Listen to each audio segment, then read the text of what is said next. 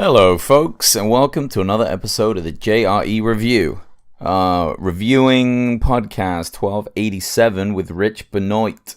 This is a cool one. I'd never heard of this guy before he was on Rogan's podcast. I guess Rogan knew about him. Dude fixes Teslas. Really interesting. I'd love to hear what you guys think about this one. The dude was cool, and I am a bit of a fan after hearing him. I think what he's doing, his message and his transition in life is kind of inspiring, and I'm going to start following his YouTube channel. So anyway, let's start the review.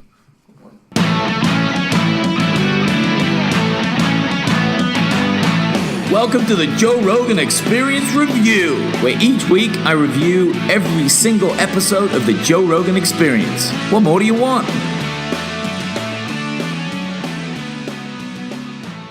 So Rich is quite a brave guy from what it sounds like.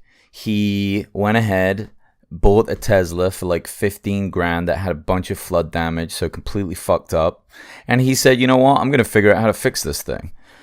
That's incredible. It really is. I mean, they almost didn't emphasize that enough in their conversation, because there's no instructions out there for these things. I mean, nobody's been really fixing these things up. I guess he's saying that people are kind of doing it a bit more now, but it was enough to get on Joe's radar and have him on the show, and I think reasonable enough. It was really impressive what he's done. And he has a solid YouTube channel now with like 500,000 people watching. His videos are pretty good. I checked a few of them out. If you haven't, and you liked him on Joe's podcast, definitely check those out. They're quite good. He's a pretty funny dude. And I loved at the beginning of the podcast when they show the video of the dynoed Tesla. I had no idea how much power those things had. It's absolutely incredible. I mean, it's one thing that Elon came along and made the electric car, like the first really good full electric car. But he does it and then all instantly makes it the fastest car basically ever made, or like the most powerful. I mean, what a wizard. The dude's incredible. Really. I mean, I don't know what I thought about Teslas when they first came out, other than you're going to run out of power and you won't get very far. But now I am totally sold. Absolutely. I've only been in one, though. That was an Uber. I got in a dude's Uber. I'm like, Jesus, these Uber drivers are balling. So anyway, Rich's story. He's got his broken Tesla. He's trying to fix it. I really liked hearing the story, the process, though. You could imagine how fucking frustrating would that have been. Not getting much help at all from Tesla. You know, they don't really have like, oh, here's how to fix your Tesla, like mechanic departments there. So he had to just go out, kind of piece it together himself. It sounded like he bought another one and was like trading pieces. The story I really connected with and thought that it was just so awesome is how he found the key. And in their conversation, he describes it more. But basically, he just hit the home button on the GPS on the screen, and it got him in contact with the guy who owned it before him, who he was able to get a key from. And I mean, a lot of that is like, it's just luck, right? It's just sticking with it and working through to completion. And that's what he's done. The best message I got from their conversation in this podcast, which really stood out to me, and why I'm becoming a fan of that rich guy, because he has now quit his job because he was getting some pushback about going on Rogan's show and coming out to LA. He is just like, you know what? Fuck that. This is more important. This is a bigger deal. I'm going to follow this. His wife supported him. And now he's just out here doing that, even staying at youth hostels. Or just hostels, or whatever they're called. But, you know, that's ballsy. That's a ballsy move. And I think these things kind of go hand in hand. Like, he took on this huge project that was way out of his capabilities.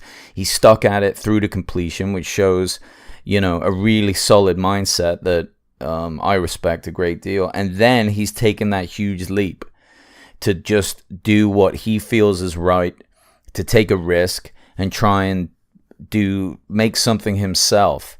And, you know, Joe preaches this a lot. And Joe connected with that. Obviously, you could hear it in his voice and was saying, go for it. That's awesome. And I think everyone should be inspired by it. You know, it's a big reason why I do this podcast, because I've always loved the sound of that. It just seems like if everyone could do that, and maybe everyone can, I don't know. People have to work in all different types of jobs. So maybe some people need to work for the postal service, and no one's ever going to be too fulfilled with a kind of a mundane type job like that. Maybe I'm wrong. Maybe there are people out there that would have super passion for that, and hopefully everyone can like fit in their own little space. But yeah, when somebody just really picks themselves up and says, hey, you know what I'm going to do? I'm going to take this risk. I'm going to say fuck it, and I'm going to put all my energy into something that I'm passionate about and make something real. I think it's fantastic, and I really hope the best for him. I hope that he's able to do something amazing from that.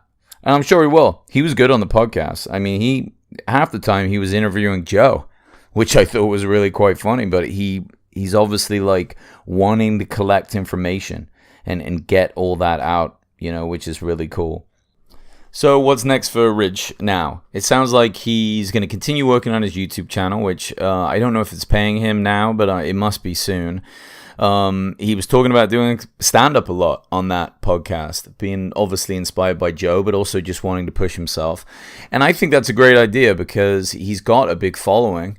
And if he could get people to show up to his shows, I mean, that's really one of the hardest parts when you're starting out with stand-up, is getting people to come to your shows, and that gets you booked. That's going to get him booked at a lot of places, and that's going to give him a lot of time to practice and get better. And then it'll make his show better too, because he'd be funnier. He'd know how to be kind of more interesting with his dialogue, you know, so fair play to him. He also wants to open a garage for Tesla, like a non-official Tesla mechanic place. You know, because I guess they really don't exist. If your Tesla breaks, you got to take it to Tesla. There's no like regular down the street mechanic for Teslas. Oh, and there will be, you know, in time, the more of these things they sell, there has to be. You know, people are going to learn how to fix those things too. And why not get ahead of it? So if he gets a garage going, I think he said he was in Boston. So that's pretty solid. If he can be like the first Boston Tesla repair guy, I think that's a great idea. And yeah, we'll see when more of those start popping up. I'm sure he's going to kind of set the trend for it. A cool bit at the end of the podcast is obviously Be Real was on Joe's podcast the other week, and they talked about how Joe got in his car and did like a hotbox. If you're a Rogan fan and you haven't watched this video, you've got to watch it. It's hilarious.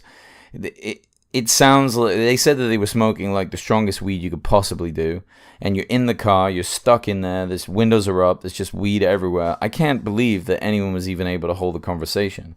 It's like, surely you just get so high, you get to a point where you're not even able to function. Like, Joe likes to use the word barbecued a lot. I think that's an excellent way of describing being way too high. Obviously, Joe, you know, smokes plenty, so he knows how to hold it together, but fair play. I mean, you're in there with like the Navy SEALs of weed smokers. That's fucking badass. I wouldn't do it. That'd be too much for me.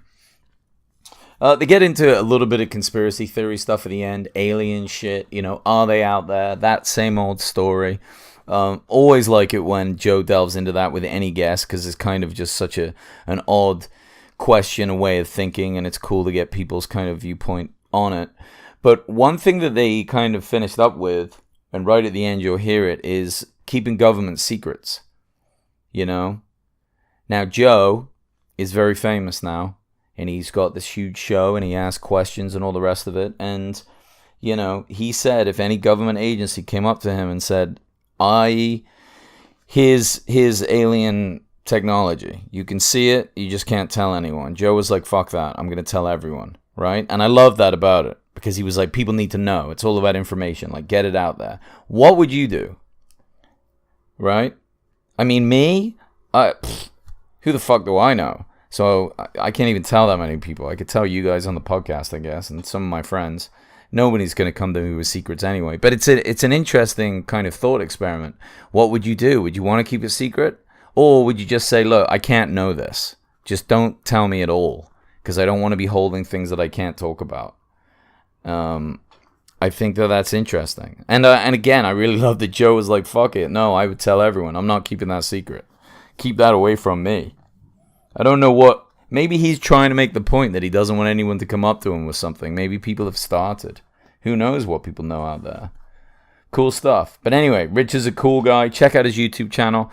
I'm going to watch it a little bit more, get to know him through that. And I really enjoyed him being on. And we'll see what he gets up to. And hopefully he'll come back and be a guest in the future. Again, thanks as always for downloading. I want to give a shout out to Davey Boy for leaving an awesome comment for me, and I really appreciate it. Thank you, Davey, and thanks for listening. And you know, it's that kind of support and positive energy that allows me to that encourages me to keep doing it. So thanks, man.